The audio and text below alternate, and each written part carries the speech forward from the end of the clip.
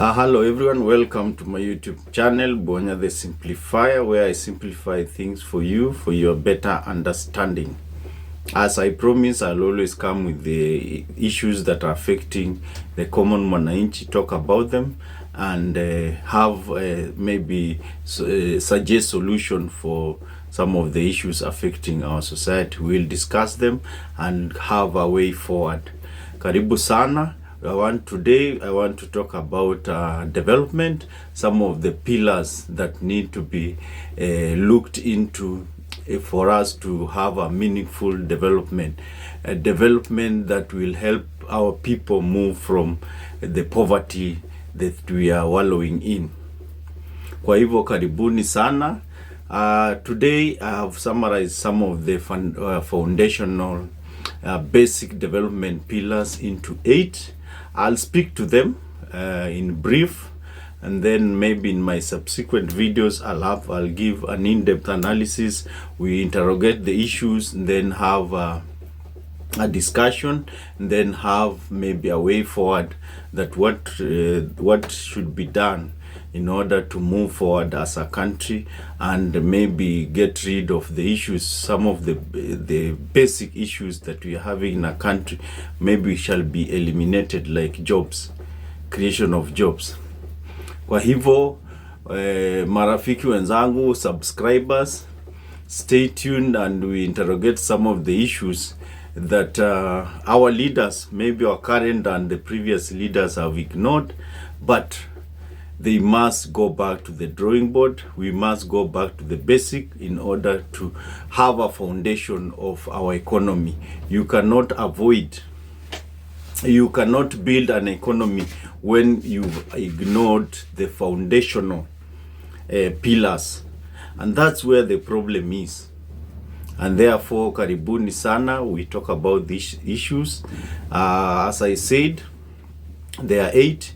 But I have to note that I don't claim expertise in these issues or in this topic, or do I have monopoly of wisdom on the topic. But my opinion has been shaped by the experience I've had in this country. I think I've lived long enough to have the experiences, and then also success stories around Africa and elsewhere, and finally the studies conducted in Africa and around the world that has proved some of these things are basic and are foundational to ensure for a better economy. One of them is agriculture. We need to invest in agriculture. Agriculture in Africa is a very, very important element in our development. We cannot ignore agriculture because most of our people depend on it, either large scale or subsistence, and therefore as a government or as a leadership, we must do something about agriculture so that we can move forward as a nation. And this remind me of one of the statements that that is still relevant today and profound to me. This professor at the college level told us that you cannot develop as a country when your people are hungry. This statement has stayed with me for quite some time, and today I think I understand what he meant. And therefore, as a leadership or as a country, we need to re-energize our effort towards agriculture and come up with programs that will ensure that agriculture goes to the pride of place it had in our society. Secondly, fighting corruption. Corruption has been pernicious. Corruption has been pernicious and detrimental to our economy. And I think something must be done. And somebody said that corruption, for you to fight corruption, you need to look at the tone at the top. What is the tone at the leadership level? Does those people want to fight corruption, or they want to be seen fighting corruption? And therefore corruption has been an issue, a very big issue in all the sectors of our economy, and therefore the tone at the top must be right in order for us to move and fight this corruption seriously in order to realize our desired development. Lazima tupigane na ufisadi so that we can move forward.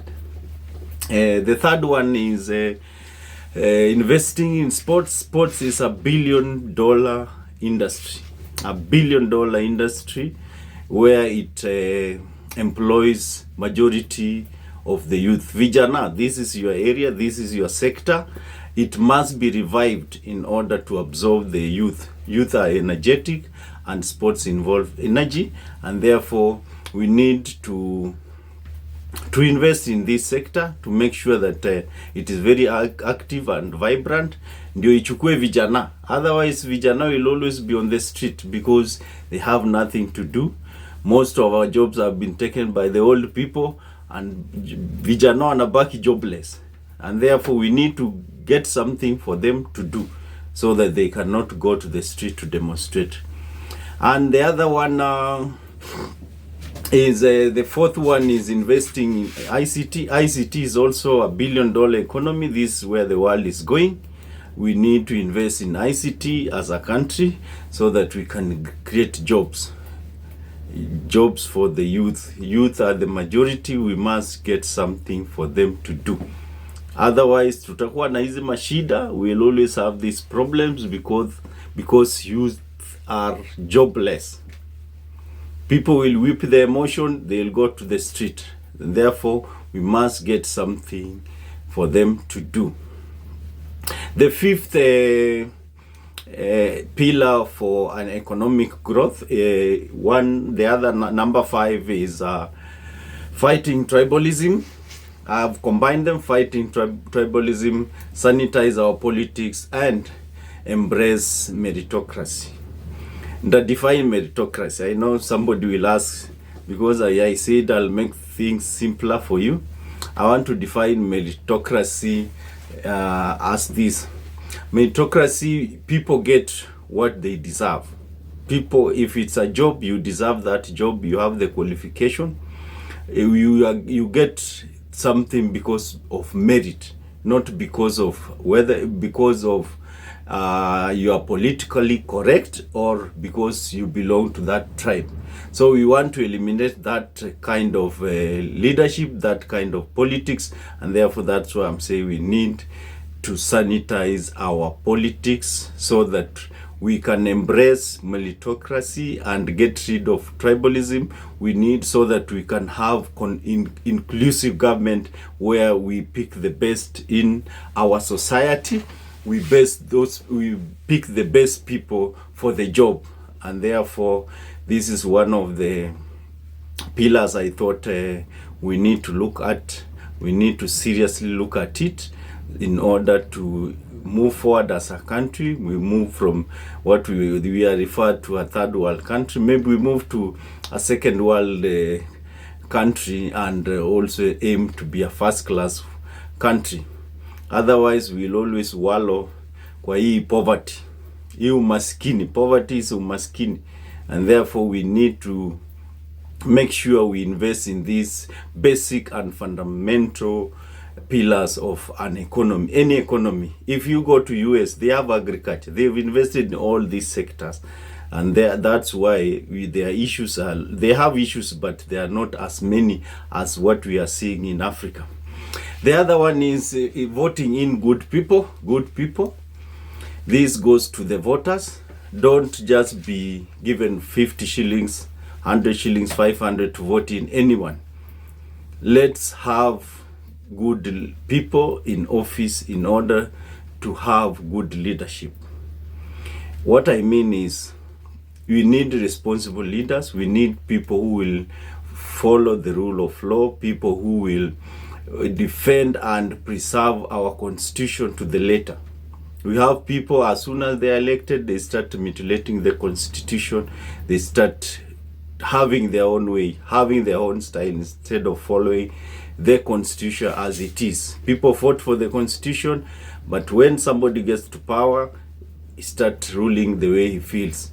And therefore we need to have people who are responsible enough that they will follow the rule of law, and this one will lead us into the next level of democratic dispensation, and therefore sustainable development. When people are ruled well, they'll always move forward in terms of development.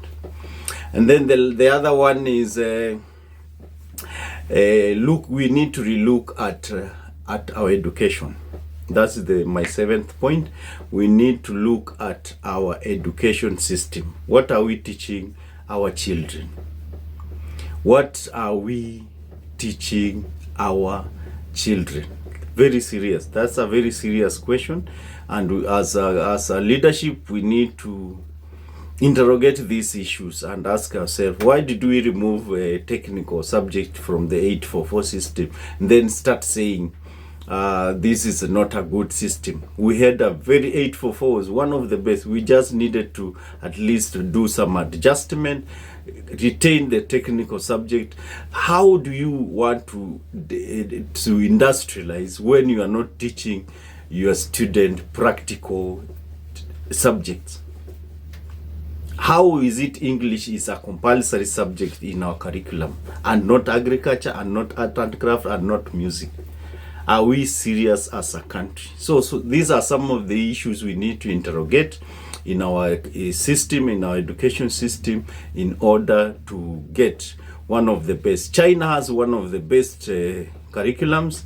They teach practical things, and therefore we need to copy some of these best practices around the world, come with them. Those that work for us, we pick them. Those that we don't, we are unable to maybe copy into our system, we leave them. That's how people improve their systems. We need to pick the best.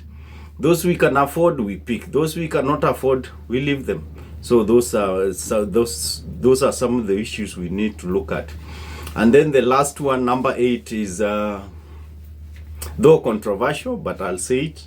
We need to introduce shifts at our workplace and term limits. What I mean shift, we have 8 hours in a day. We have maybe day. We have 24 hours. Can we introduce shifting where possible?